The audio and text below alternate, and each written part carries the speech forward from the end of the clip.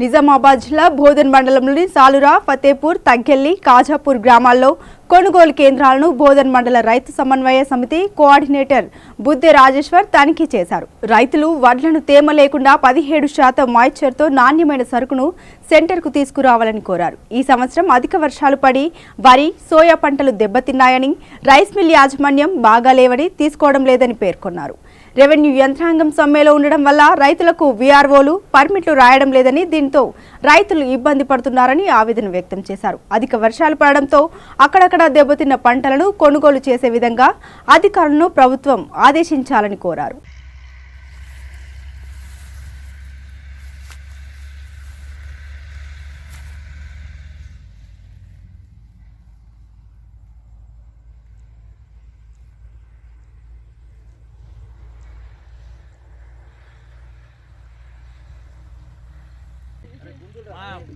మన మాజీ chairman cover చేయమంచి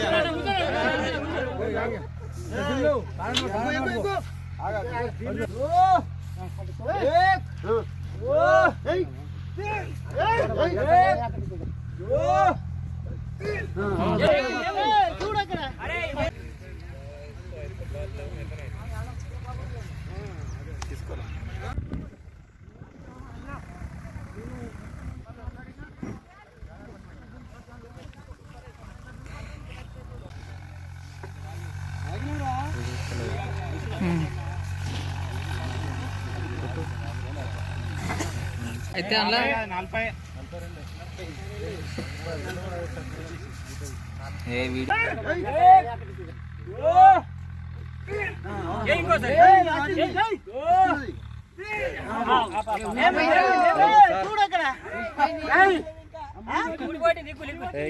ఏదైతే ఈరోజు సాలురా, తగ్గెల్లి, ఫతేపూర్, కాజాపూర్ గ్రామాల్లో కొనుగోలు కేంద్రాలలో జరుగుతున్నటువంటి వరి కొనుగోలు కేంద్రాన్ని పరిశీలించడం జరిగింది.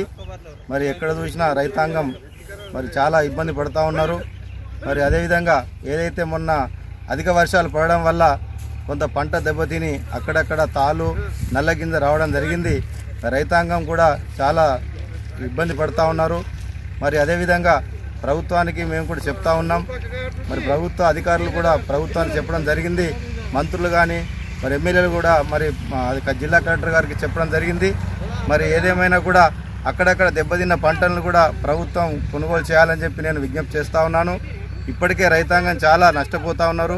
ఇటు సోయ కానీ వరి కానీ చాలా నష్టపోయారు ఇప్పటికే. మరి నేను కూడా రైతాంగానికి తరఫున మరి ప్రభుత్వానికి, మంత్రులకు విజ్ఞప్తి చేస్తూ ఉన్నాను.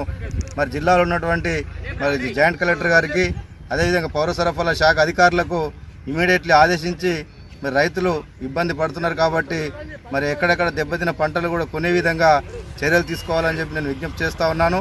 తప్పకుండా ఇది రైతు ప్రభుత్వం.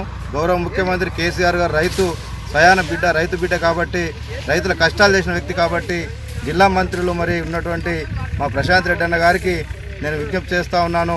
వెంబటే మరి వ్యవసాయ శాఖ అధికారులు